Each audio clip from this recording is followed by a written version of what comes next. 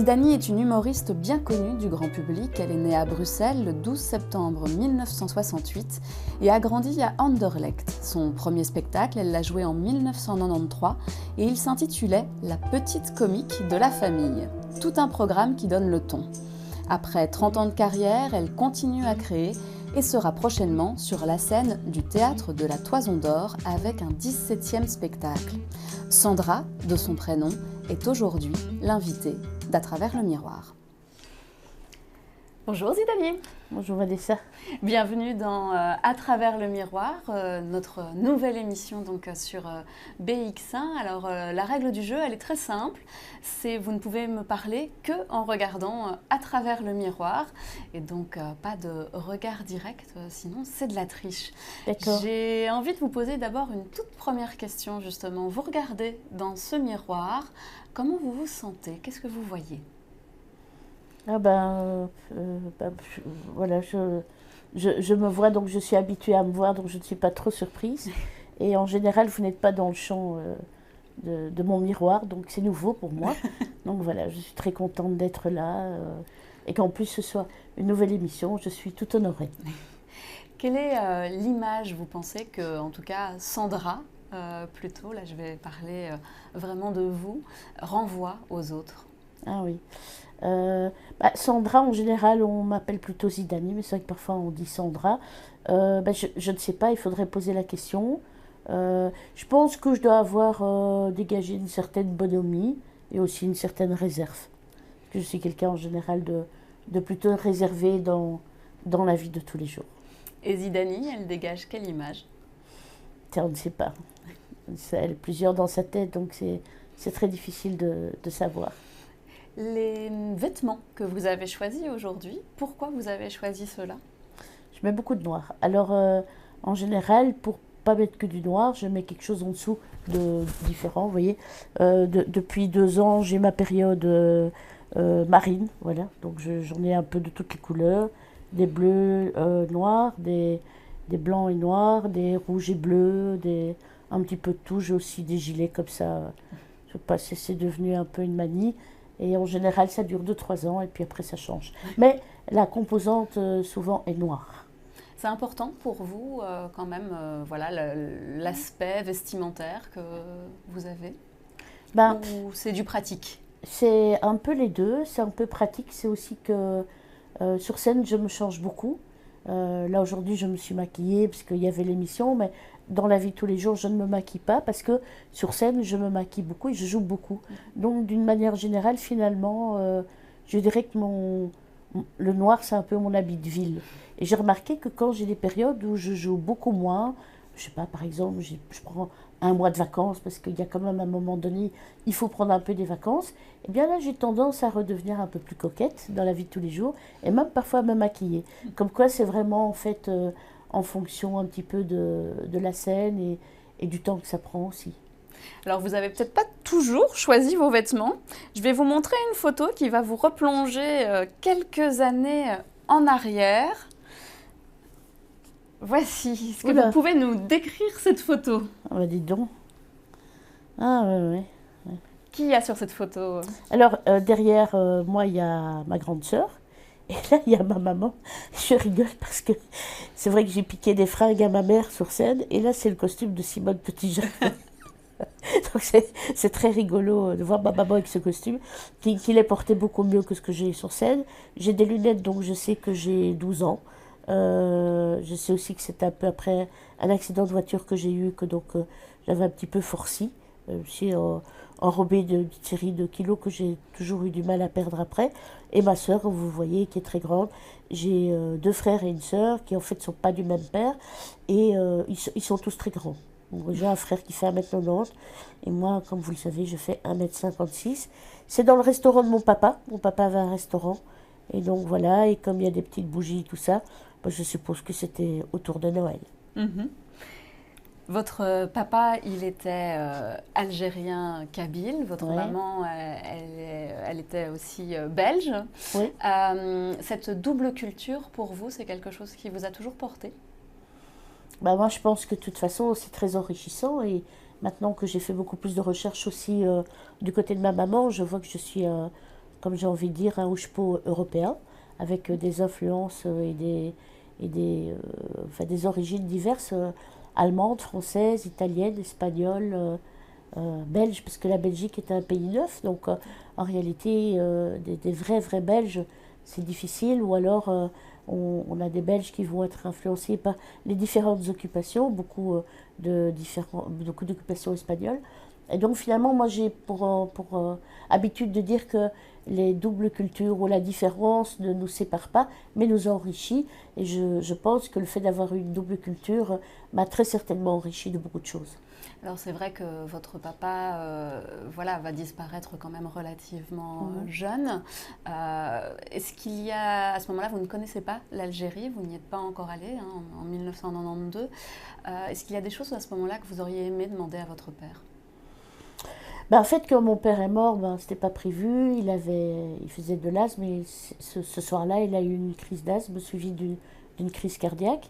Donc ça, c'était un 19 novembre 1992. Mon papa avait un restaurant et parfois je travaillais avec lui le soir au restaurant. Donc il est mort, il a fermé la cuisine. C'était un jour où il était même plutôt joyeux. Et voilà, en une fois, il a disparu. Ce qui évidemment est un choc énorme parce que mourir, c'est pas prévu. Et même pour avoir assisté à des morts de gens dont la mort, entre guillemets, était prévue, c'est toujours surprenant la mort. C'est toujours un moment tout à fait particulier. D'ailleurs, dans la Bible, il y a un tout petit verset qui dit « Il sera donné à chaque être humain de naître et de mourir une seule fois ». Et ça a l'air con, mais ce laps de temps est très important. Il y a des enfants qui naissent et qui meurent tout de suite. Il y a des gens qui vont mourir à 102 ans, d'autres qui vont avoir des morts prématurées. Mais cette mort, c'est un point final de la vie. Et la vie n'a au fond que de sens qu'avec la mort. Donc c'est un moment évidemment où là j'ai 24 ans et je grandis très vite aussi. Tout à coup, c'est un choc énorme.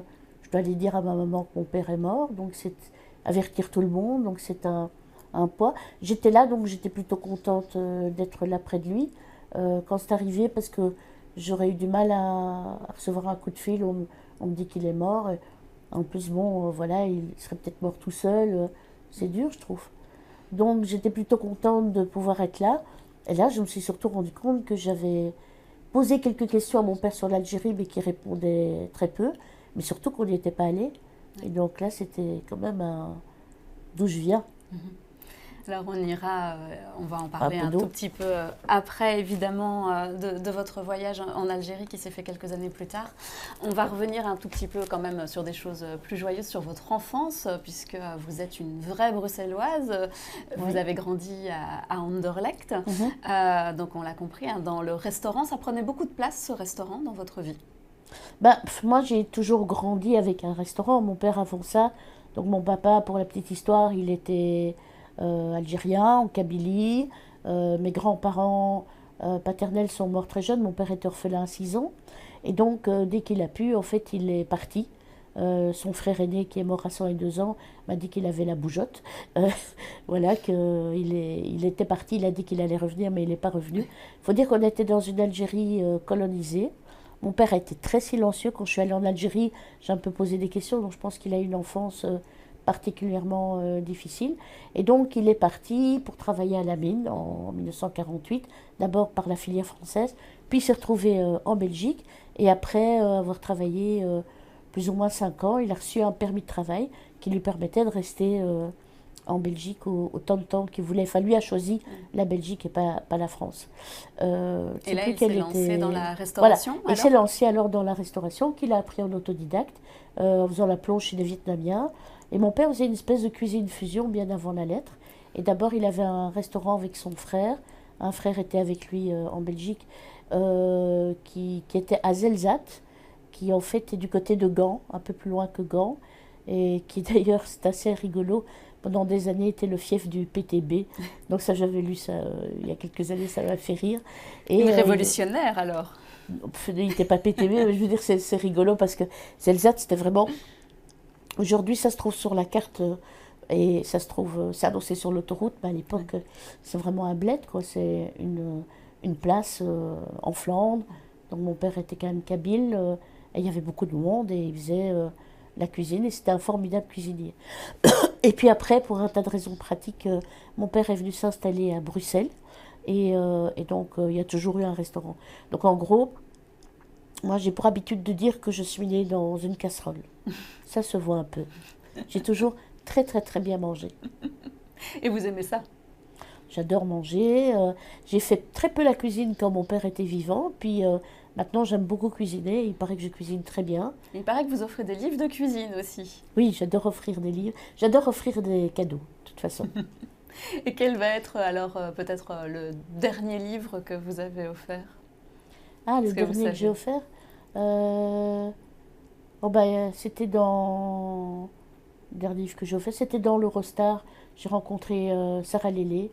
Et il se trouvait que j'avais un Donc livre une autre pour enfants, humoriste belge. une autre humoriste belge, et j'avais un livre pour enfants sur les rêves que j'avais lus parce que j'avais fait une petite séance de lecture au théâtre Le Public, et j'avais ce livre par hasard, et comme on a parlé que ça avait un lien avec ce dont on avait parlé, je lui ai offert le livre. Voilà. C'est mignon en tout cas. Il y a un autre livre qui est sur cette table devant vous, un gros livre Oui, qui est le best-seller international, oui. hein, je pense. Pourquoi d'après vous il y a cette Bible sur la table? Mm. Alors c'est vrai que moi je suis une mystique. Je ne l'ai pas toujours été, mais enfin si je crois que j'ai toujours été mystique, puis à un moment donné je ne l'étais pas parce que je me posais des questions sur la vie, sur la mort, etc. hein, pendant l'adolescence. Et puis un peu plus tard, suite d'ailleurs à un décès dans ma famille, je me suis posé beaucoup de questions sur la mort et tout ça. Là j'avais aux environs de, je dirais, je devais avoir 19 ans, 20 ans. Et alors là, je me suis replongée un peu dans la Bible. Parce qu'enfant, j'avais pas mal... Ma maman m'avait inscrite d'ailleurs en cachette de mon père à la religion, cours de religion catholique. Parce que c'était toujours un débat, la religion. Mon père était plutôt musulman, ma mère catholique. Donc c'était un peu... Puis quand j'étais en humanité, j'ai dit, oh, ben, moi je vais à la morale laïque, on m'ennuie un peu. Mais voilà, la Bible, j'étais un peu familière du texte biblique, de l'Ancien, du Nouveau Testament. Et donc, suite à ce décès, j'ai commencé à aller au temple protestant et puis tout à coup j'ai vu Jésus. Donc Jésus m'est apparu et m'a dit de me convertir au protestantisme. Et donc ça a été une période où j'étais d'ailleurs à l'ULB, c'est assez rigolo de se convertir. Protestantisme quand on est à l'ULB, mes amis m'ont dit Zidane, qu'est-ce que tu as fumé ou qu'est-ce que tu as sniffé mais c'était un moment important puisque se convertir au protestantisme, ça se fait à l'âge adulte, donc c'est un baptême à l'âge adulte en public. Et je trouve que c'est important, donc j'ai pris une décision. Aujourd'hui, je ne me considère plus tellement comme protestante ni très attachée à une religion, mais je suis restée mystique, profondément Vous diriez mystique. croyante ou juste mystique? Mystique, c'est... bon, la Bible, c'est vraiment un livre très très important pour moi, et je dirais que ce passage par la foi chrétienne est resté quelque chose, c'est un moment de grande sincérité, et puis c'est aussi une lecture de la vie. Puis après, j'ai aussi devenu prof de religion protestante, ça je pense qu'on aura l'occasion d'en discuter. Mais j'ai une vision mystique des choses, c'est-à-dire que de temps en temps, je lâche prise et je considère que les choses, elles s'amènent d'elles-mêmes. D'ailleurs, pour être vrai, je considère que même vous, moi, toutes les personnes ici dans cette pièce, on est déjà tous morts pour une planète lointaine voilà, qui recevrait la lumière de la Terre où on est déjà mort, on a déjà bien vécu, et que notre vie consiste juste à retrouver notre chemin avec des choix, mais vous savez, les choix sont très limités, c'est comme dans Jonas dans la Bible. Jonas a l'injonction de Dieu d'aller prévenir les gens de Ninive qui sont très méchants, il n'a pas envie, il choisit le chemin inverse et donc rien ne fonctionne. Donc j'ai tendance à dire que finalement tout va bien quand on retrouve son chemin et aussi quand on a la chance, comme nous, de pouvoir vivre une vie dans la dignité, c'est-à-dire de pouvoir être libre, de pouvoir avoir des études, de pouvoir avoir un toit au-dessus de notre tête et nous nourrir correctement, ce qui n'est malheureusement pas le cas de beaucoup d'autres personnes dans le monde. Je pense voilà, au Soudan, au Congo, au drame qui se joue à Gaza, à toutes les personnes voilà, qui vivent des drames. C'est important aussi de penser que nous avons une chance et que nous devons aussi tout faire pour que cette chance puisse aussi arriver aux autres. Est-ce que vous avez l'impression aujourd'hui que vous avez trouvé votre chemin? J'ai envie de dire que je suis très heureuse dans ma vie actuelle, dans ma fonction d'humoriste. Je trouve que je fais un job super, c'est-à-dire que faire rire les gens et en plus être payé, c'est quand même génial. Je peux vivre de ma passion, donc ça c'est, je vois pas ce que je pourrais rêver de mieux. J'ai des gens que j'aime autour de moi et voilà, tout va bien. Donc oui, je suis quelqu'un d'heureux. Est-ce que j'ai trouvé mon chemin? Bah, j'espère qu'il y a encore pas mal de choses devant moi et que mon chemin pourra encore être un peu long et que j'aurai le temps de faire encore plein d'autres choses.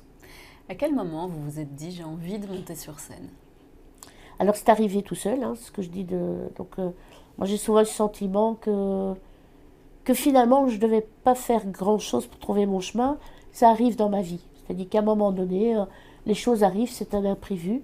Et le théâtre, je ne l'ai pas choisi. C'est-à-dire que j'étais en école primaire, la directrice de l'époque, Madame Lassens, avait ouvert un cours, différents ateliers le mercredi après-midi. Il n'y en avait pas tant que ça, mais il y avait athlétisme et il y avait un cours de cuisine qui allait être une fois par mois, qui était en option, et un cours de théâtre toutes les semaines.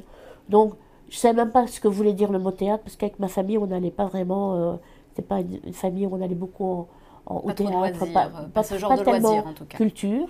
Et, mais courir, ça, je savais que non. Donc, pas d'athlétisme. Donc, grâce à le sport, j'ai choisi le théâtre. C'est ça en fait, c'est grâce au sport effectivement. C'est grâce au sport. Vous avez fait un premier spectacle en 1999, c'est bien ça, la petite comique de la famille? Alors non, le tout premier, c'est 1993. 93, pardon, oui, 93, la petite comique de la ouais, famille. La petite comique de la famille. Et donc ça, c'était au centre culturel d'Anderlecht, qui est un centre culturel aujourd'hui qui a disparu parce que c'était avenue de Skeut. Et j'ai toujours pensé, d'ailleurs, il n'y avait que des problèmes dans ce centre culturel, qu'il allait être enseveli dans la terre. Et en fait, il a été complètement muré. Il paraît que c'était un truc d'archives maintenant, donc j'avais pas tort. Et donc le centre culturel est revenu à l'espace Molière, donc en face de la maison d'Erasme, et qui est au fond l'endroit où j'ai fait le théâtre pour la première fois, puisque moi, j'ai commencé à 9 ans à la salle Eugène B, qui est une petite salle juste au-dessus de la salle Molière.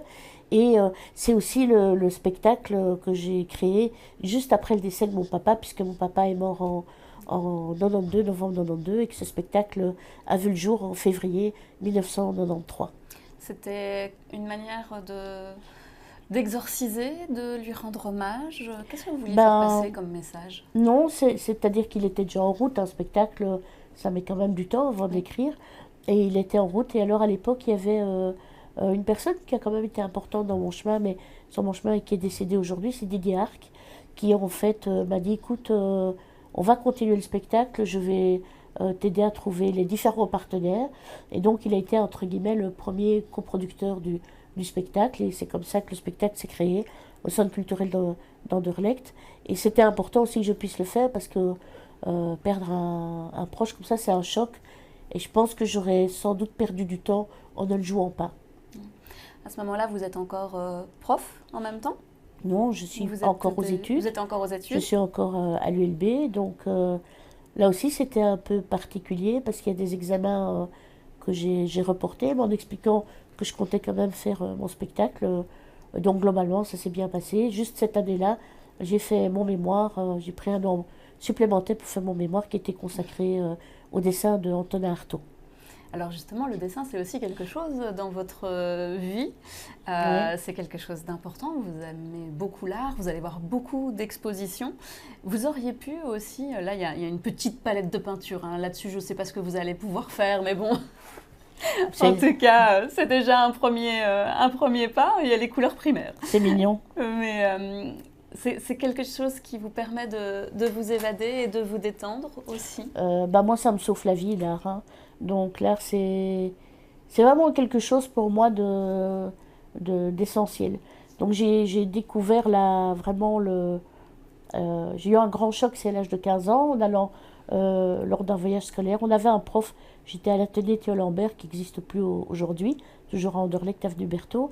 Et il y avait un prof, Monsieur Paul Van der Hagen, qui organisait des voyages à vélo. La dernière année, on allait rouler à vélo. Donc on a fait comme ça l'Irlande, l'Angleterre, en France. On a fait aussi l'île de Texel jusque Bruxelles en vélo, en passant par Amsterdam. Et donc là, ça a été un grand choc. Je suis entrée dans le Rijksmuseum. Et je ne sais pas pourquoi, j'avais des défis que je voulais voir une œuvre de Rembrandt. Là aussi, il y a des trucs parfois bizarres dans ma vie, c'est que j'ai des mémoires qui fonctionnent comme ça indépendamment de moi-même, qui à mon avis viennent de mes ancêtres. Et donc j'ai eu un choc en voyant La Ronde de nuit de Rembrandt, qui n'est pas spécialement le tableau le plus facile quand on n'a pas d'introduction à l'art. Et il y a au milieu du tableau une main tendue qui est le capitaine Badincock dans l'histoire. Et j'ai eu l'impression que cette main m'appelait, j'ai eu une espèce de fascination. Et je suis rentrée, j'ai acheté une toile et des peintures à l'huile. Et donc j'ai commencé à peindre. Et vous vous y êtes mise comme ça? Je suis mise comme ça. Alors j'avais montré ça. Mon père, évidemment, lui voulait déjà faire une expo. Il était très fier. Je faisais des trucs, à mon avis, assez moches. Mon tout premier tableau, c'était un paysage d'Irlande, parce que j'adorais l'Irlande. Et puis, j'ai eu la chance de tomber sur un autre professeur très important dans ma vie. C'est Rose-Marie Berck-Madeleiner, qui était notre professeur de français philosophie à l'école et qui adorait l'art, parce qu'entre-temps, après, je commençais à aller voir plein d'expos dès que je pouvais. J'allais voir des expos où je lisais de la poésie. Et donc, je lui ai montré mes tableaux et elle m'a dit, il faudrait que tu prennes des cours. Et donc, j'étais m'inscrire à un cours de peinture à mon ancienne école primaire, qui était devenue une académie de peinture. Et là, le prof, Félix Agart, m'a dit « Tu fais très belle carte postale », ce qui m'a beaucoup vexée. Et donc, du coup, c'était très bien, parce que c'est comme ça qu'après, j'ai pu me mettre, entre guillemets, à étudier la peinture à l'huile, parce que c'est vrai qu'il faut apprendre la technique, quoi. Pourtant, il paraît quand même que c'est difficile de vous vexer, que vous n'êtes pas très susceptible, ou que parfois, vous allez réfléchir en tout cas, et que vous allez revenir après. Mais les critiques, vous les prenez bien. Je vais être un peu piquée, et puis après j'ai changé avec le temps, hein. Je suis moins irascible. Un peu colérique aussi? Ça peut arriver. On a du mal à vous imaginer en colère, sauf quand on vous voit sur scène. Là, par contre, effectivement, on voit que certains de vos personnages peuvent bien péter les plombs. Et je vous propose qu'on regarde justement un extrait. C'était pour Rire ensemble contre le racisme au Palais 12. D'accord.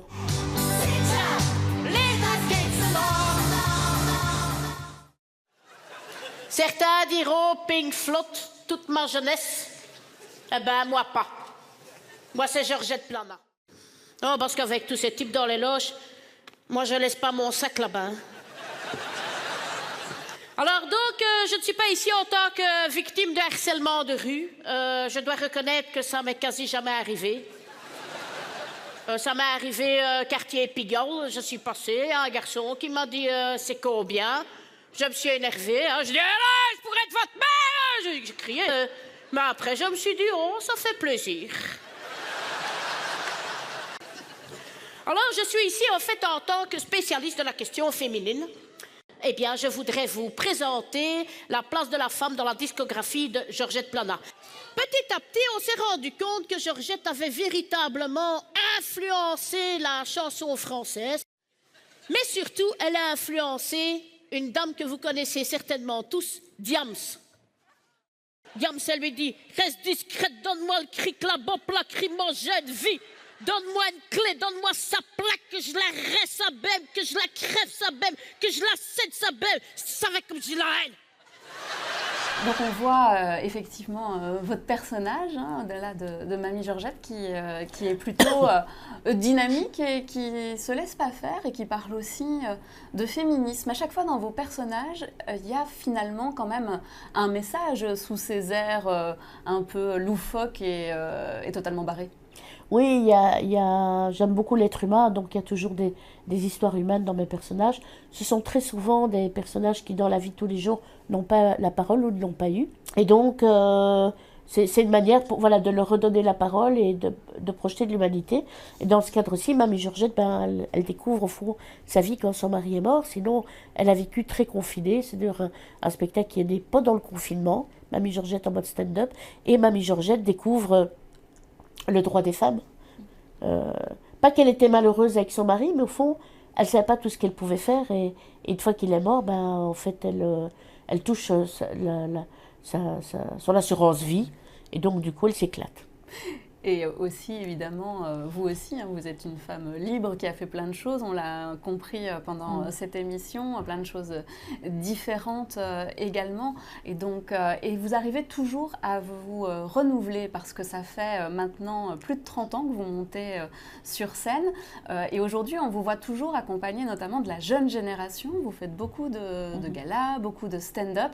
C'était important pour vous de vous renouveler parce que vous êtes une des dernières aussi, par contre, qui fait des personnages. Oui, c'est vrai qu'aujourd'hui, on ne fait plus tellement de personnages.